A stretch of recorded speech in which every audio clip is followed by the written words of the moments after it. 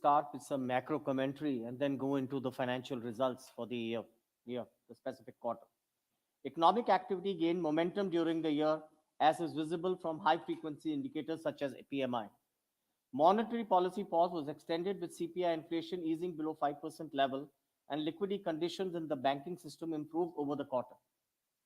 Bank credit growth stabilized around 15%, with personal loans category continuing to be as the main contributor. Deposit growth picked up, helping to bridge the gap with higher credit growth. Relatively bright growth prospects, easing inflation, overall macroeconomic stability has revised foreign investor interest in India, with net inflows in debt and equity surpassing 10 billion in the last quarter. Continuing to the quarter-specific developments, our focus for the area for the quarter were loan growth momentum. We continued our healthy growth of 22% year-on-year and 4% quarter-on-quarter, driven equally by consumer and corporate business. Our vehicle business maintained 21% growth. BFIL originated loan growth was improved to 14% year-on-year. Other retail growth remained strong at 27%. We're thus seeing loan growth momentum across segments. Deposit traction. Our retail deposit growth as per LCR accelerated to 21% year-on-year versus 19% in the previous quarter. Share of retail deposit improved to 43.4% versus 42.6% in the previous quarter. Our savings account book too grew by 6% quarter-on-quarter, reversing the attrition trend for the past few quarters. Overall, we achieved the total deposit growth of 15% year-on-year and 3% quarter-on-quarter, driven by granular retail growth. Continued investment in new initiatives. We continue to invest in our franchise both in physical as well as digital distribution, scaling up our presence in new products and customer segments.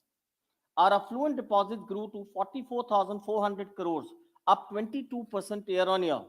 NRI deposit grew to 37,200 crores, up 39% year-on-year. Our home loans pilot has reached 665 crores.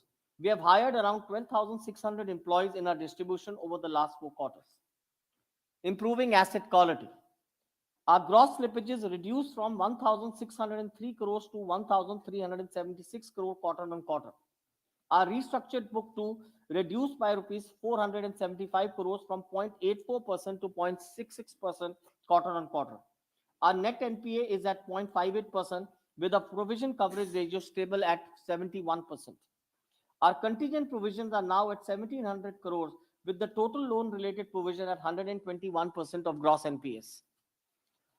Sustaining profitability of the franchise. Our net interest margin improved by 1 basis point quarter-on-quarter and 8 basis point year-on-year to 4.29% with effective balance sheet management. Client fee income grew by 19% year-on-year, driven by continued retail momentum. Our PPOP margin to loans for the quarter was at 5.5% versus 5.6% quarter-on-quarter. Steady improvement in return ratios. Our profit after tax grew 4% quarter-on-quarter and 30% year-on-year to 2,124 crores. Our return on asset was at 1.90% and return on equity was at 15.24% for quarter 1.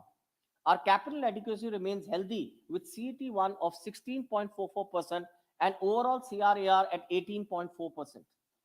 Now coming to financial performance for the quarter. Net interest income grew by 18% year-on-year and 4% quarter-on-quarter in line with the loan growth. Net interest margin improved at 4.29% versus 4.21% year-on-year and 4.28% quarter-on-quarter. Our income grew by 14% year-on-year and 3% quarter-on-quarter. Core client fees, excluding trading income, grew by 19% year-on-year and 2% quarter-on-quarter.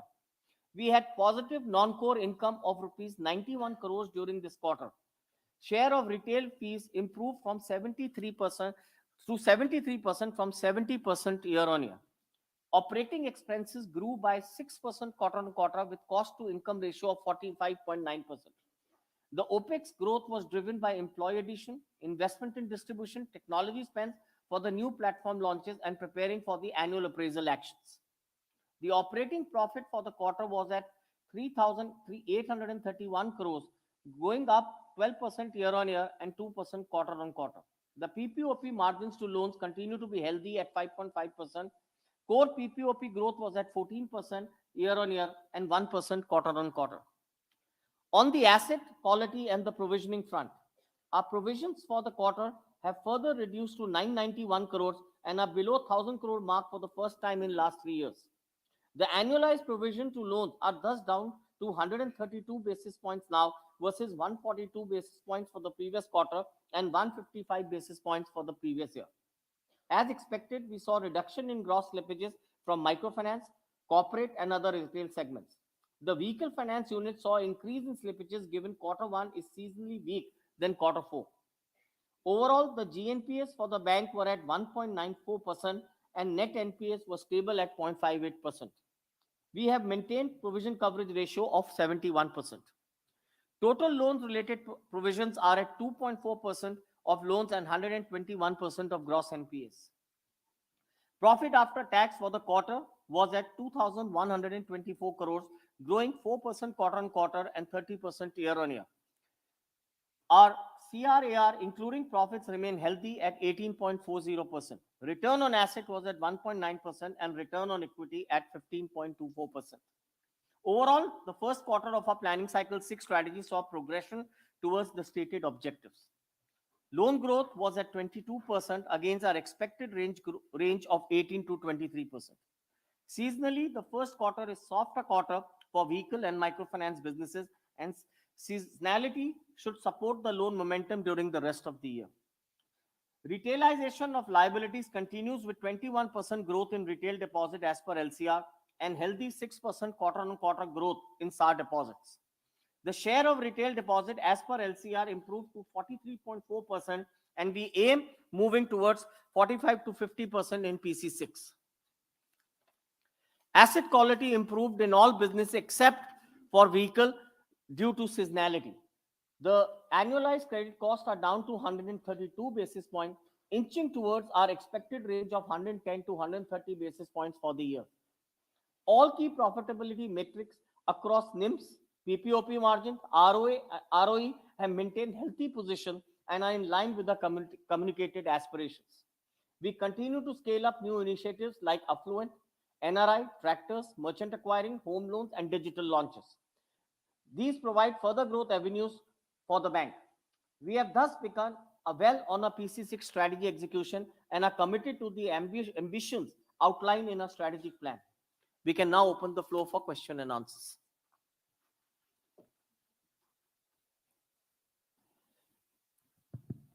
Janitya from Money Control. So you had previously said that you'll be meeting a couple of days after some days concerning fundraising. So wanted to understand some clarity if you could give in as to what the purpose is and what's the amount you're looking at.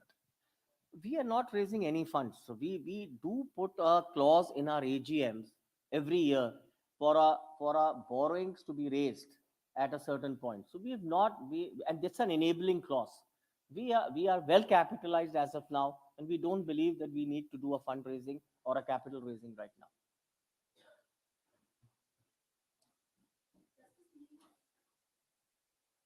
Mean that your promoters who've gotten a go ahead from the RBI to take stake to 26, you're not in any rush, or they're not in any rush to invest in the bank immediately. They'll wait it out.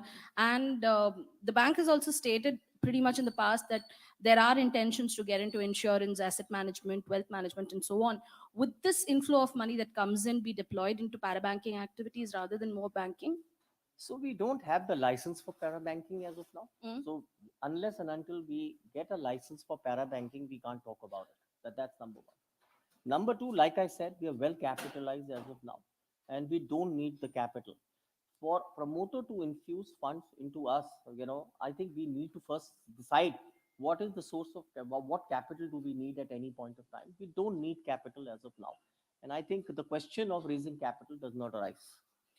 I would also like to ask one question regarding your business side on the CV segment. Where exactly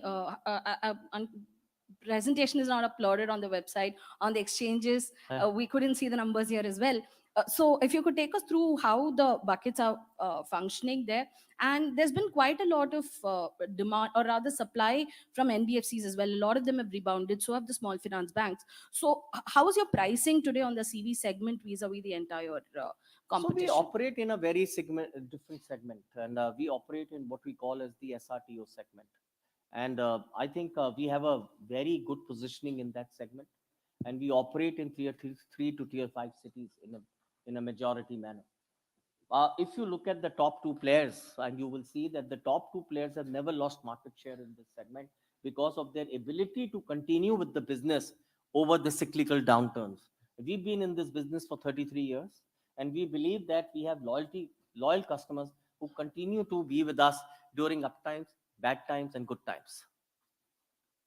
On the asset quality front, sir? So the asset quality, we've always said that the asset quality, the gross NPA, this is a seasonal factor. The gross NPAs are higher at this point of time. It's about 2.2% gross flows. But the credit cost for the overall will come around 1% for the year. So I think we've always said in good time they operate at 90 basis point, in bad time they operate at 120 basis points credit cost. So we will end this year at 100 basis points of credit cost. Great. One last question, if I'd be allowed. All your competitors are looking at MFI from an acquisition perspective. You have a good book, 10% of total loans. Would you want to ramp it up further, or you're happy at where MFI portfolio is at this juncture? We've always said MFI will be around, we have got a benchmark hurdle rate of 15% of our book should be MFI. We are at 11% now, as of now. So we will ramp up MFI, but I think our ability to ramp up will depend on how the different markets operate and how the portfolio is behaving. So we're not, we continue to maintain 10 to 11% market share in the MFI book, and that's where we will be in the 10 to 11%. We don't need to grow faster than that in the MFI business. What we are doing, we are diversifying into what we call as micro banking. And we are adding new products into our bouquet in the rural areas. So we've done merchant acquiring as one product in the Bharat Financial, and that book is around 4,250 crores, which is a very nice business which we've created. We will be launching further new products as we grow the scooter loan portfolio, the home improvement. So we have decided on that, and I think you will see a diversification of the book while we maintain a steady on the JLG. So the book overall for the year will grow at 28 to 30. It does not necessarily mean that JLG business will grow at 28 to 30%. Thank you. Mr. Katpalia, Anurag from ET Now. Yeah. So my first question is that the promoters are planning to increase the stake in the bank from 15% to 26%. Where do you reckon the capital adequacy of the bank after the fund infusion? And the second question is that one of the targets the promoters, IndusInd International, had was to complete the capital infusion in the second quarter. So have you got any kind of an assurance from the promoters on this, that it would be completed by September 30? So we've not had capital discussions with the promoter because we're not planning to raise capital. So this is a question which I cannot answer, and you must ask the promoter directly for that question. Having said that, we've always said that we will maintain adequate CET1, and we will raise capital only if our CET1 falls below 14%. We are very well capitalized as of now. We're at 16.5%. We don't see any need for capital, and we've not discussed any plans with the promoter on when and how the capital will be deployed and why we need the capital as of now. Hello. Sir, Anurag this side. Sir, my question is that IndusInd Bank is planning to foray into insurance and mutual fund business, and what would be the timeline? And sir, you will be applying for a new licenses, or you will try to buy some existing players?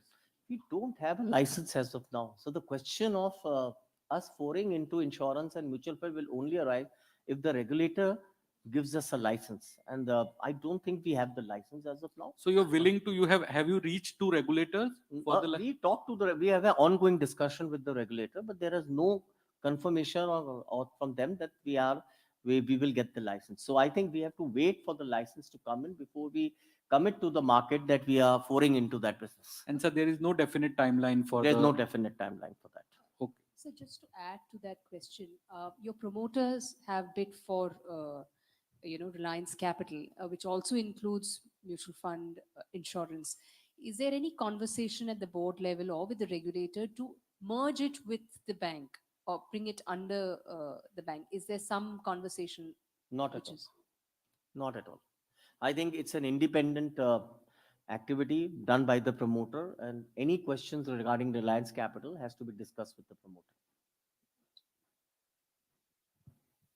Hi, Siddhi here from Reuters. Hmm. I was just looking at your advances and deposit growth. There's still some kind of discrepancy there. There's a mismatch. I mean, your advances growth is higher than the deposit growth. So if you could just throw some color on how your deposit mobilization strategy will be in the coming quarters. So if you look at our deposit growth, you have to see the retail deposit growth. We are focused on granularization of the liabilities. Our retail liability growth, if you look at it, is as per it says 21% growth. And I think as long as we are doing that, I think we are very fine in the business. And I think that is what our focus will be. And I think we have plans to continue to grow at a fast pace on that business. We just about launched our digital platform for the business which we call Indie. Yesterday we did the employee launch last month, and we now launched we've done a soft customer launch yesterday. And I think that's a business where we think the scale will happen in our business, and we've got other different initiatives to scale up liabilities. So any targets if you can help with? We've always said that we want to be at in the planning cycle 6, where we've disclosed the number. I think our retail LCR would be around 45 to 50%, and in CASA ratio we should be around 43 to 45%. And so on the NIMS front, right now it's 4.28, if I'm not wrong. Any targets on that? Is this sustainable going forward? How would We've that pan always out? said our NIMS will be range bound between 4.2 to 4.3, and if you look at our slide and some of the vectors, you will see we are very stable on our various parameters on which we assess our business. Can you just show the slide? Yeah. So as he brings up the slide, you'll see that all our parameters which are related uh, to NIM, to ROA, ROE, you'll see a very stable performance out there. So net interest margin, we're very stable. We'll remain between 4.2 and 4.3. If you look total fee to asset ratio, we're at 1.9, very stable. Our cost to income ratio is between 43 and 45%, and we will end up with that range itself. Our operating profit margins are between 5.5 and 5.7. So we are very, very stable as an institution on all our margins.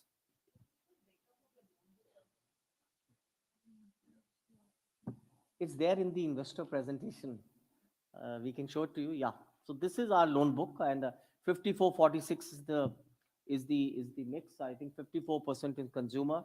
The domain specializations is where our business is concentrated on. We believe that domains gives you pricing power as well as loyalty, and I think that's where our business is. So, what were the slippages, gross slippages for this quarter? How do they compare? And specifically with vehicle finance, where you spoke about the seasonality, what was it there? So our gross slippages in quarter four were about 1,603 crores, and in quarter one is 1,376 crores. Out of that, the gross slippages in the CFD book, which is the vehicle finance book, was around 581 crores against a quarter four of 599 crores. Sorry, at 383 crores. so? So Q4 was 383 crores. Yes. And so secondly, like you spoke about the entire questions about capital, about what the promoter would be doing with Reliance Capital, whether they'll be working together or not, or you address those. Like how should we really look at this? Because promoter is going out, making their plans, and like giving timelines as well. So how do you want us to look at this? Because the bank is saying that it doesn't need. Talk to the promoter. The bank is an independent entity. Bank does not have any plans to raise capital as of now.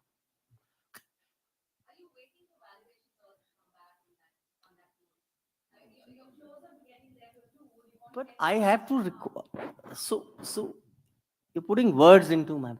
Let That's me my put it in job. a very different way. We don't need capital. We are very well capitalized as of now. Do you think a bank which has 18.40 as Shouldn't capital raise. adequacy ratio will need capital? Why would you need a capital? And our internal accruals are enough and will continue to add to the capital. So please understand, our utilizations, our risk weighted assets have gone down. So your utilization of capital has gone down as a consequence. If you see last quarter, we were at 17.6. We are already at 18.4 because of the risk weighted assets going down. And we balance our portfolio in such a way that our risk weighted assets of the portfolio continue to show a decline. If I can ask one question about the cards business, sir. This was something that you grandly entered into about a year and a half back. In Cards. credit cards. So we entered it Not into. entered into, that was an acquisition that came into the bank, but ramped up your plans as such. Yeah. You came up with a lot of tie-ups, you went into the premiumization mode.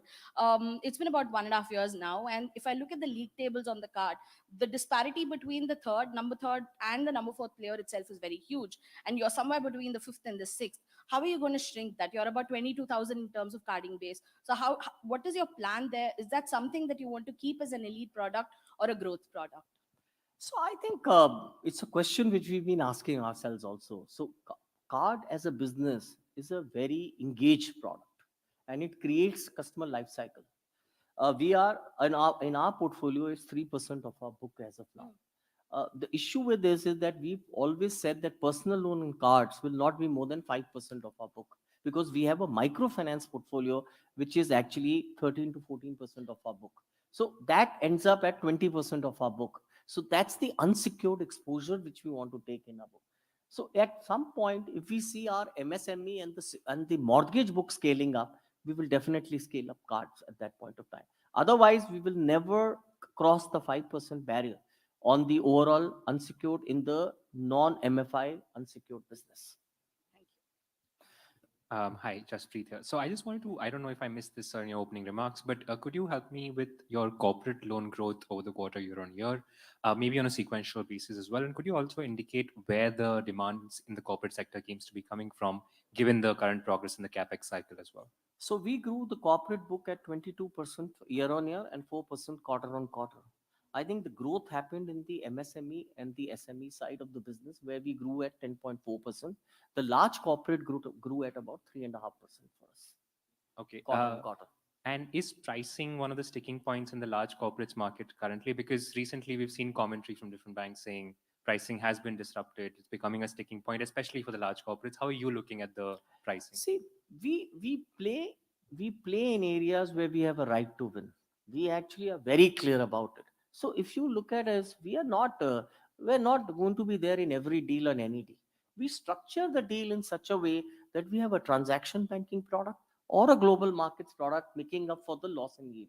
So we look at the RORWA of the corporate bank rather than looking at individual yields in isolation as a consequence. And I think if you look at that way, I think our corporate bank RORWA is above 2% as of now, and that is what we want in a corporate bank. Whereas the other businesses will offer us a different RORWA. So I think that's our strategy, and we play in different areas, and we create a separate niche for ourselves in playing in those areas. And you'd expect that 2% to be sustained over Yeah. FY24? No. Thank you. That's a hurdle rate which the board has set.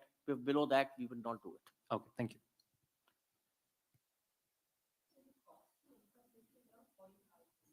Now, and this is because of retail expansion, branch expansion, so on. Is it also in anticipation of the kind of competition that you would now expect in this market from the combined entity HDFC Bank? Is there some thinking on those lines as well when you're looking at such a Not at all. Okay. We don't compete with HDFC and ICICI. We have to understand every bank will have its own strength and weakness. We play the liability games in a very differentiated manner. So if you look at it, I talked about affluent, I talked about NRI. We'll talk about communities maybe in the next forum. I talked about a digital bank coming into play. We will do things in a very differentiated manner. Of course, we have to plan expansion on our distribution, but it's not only the branches. We've expanded in the rural areas where our microfinance business is growing. So we added about 8,000 people in our microfinance unit over the last 1 year. So I think it's not only about consumer expanding the branch network, we're also expanding in the rural areas. So we have niche segments in which we operate, and we build our expertise in that segment. If we try and copy a larger bank distribution or a larger bank capability, I think our cost to income ratios will look very, very bad. So we have to understand what we are doing, where we have a right to win, and we play in those segments and get our market share done. And how is your home loan book shaping up now? So I just announced it. We have a 650 to 675 crores of book. It's only in a pilot phase right now. We want to observe for the next 3 to 6 months how the delinquencies and the flow rates behave, and then we'll scale it up. Our target for the next 3 years is to create a 15,000 crore home loan book in the business. Sorry, I just had a quick follow-up on the corporate lending section. How much of the MSME lending is secured versus unsecured? would you We say? only do secured. Only secured? We Oh, don't do unsecured. We're not into the unsecured segment. Sorry?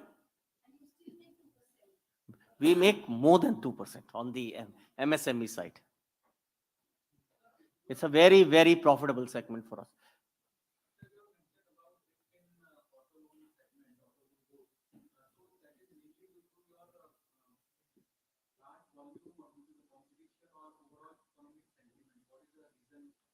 So we believe that we have OEMs tie-ups that grows the book. We operate in the tier 3 and tier 4 cities in the book, and we're making a lot of. There's also a book which we've created in the used car vehicles, and I think that's around 4,500 crores of book. That's also giving us a very good yield. So we continue to believe that used car is a very personal mobility is a very important segment. In that, used car is a very, very important segment, and we are playing in that segment and also in the new car segment.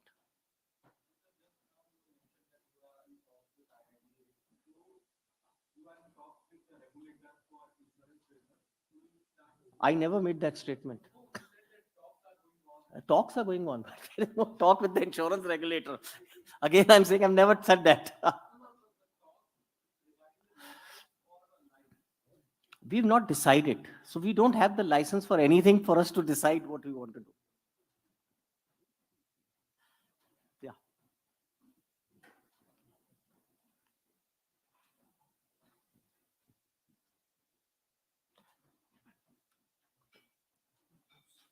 So if there's no other questions, I think we'll close the call. If you have any questions, you can contact Indrajit or me, or we are available for any other questions.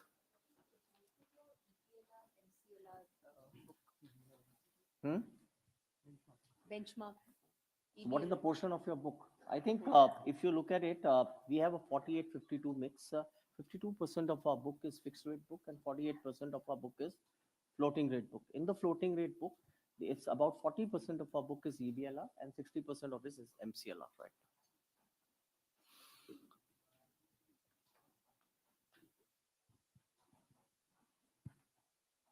Yep.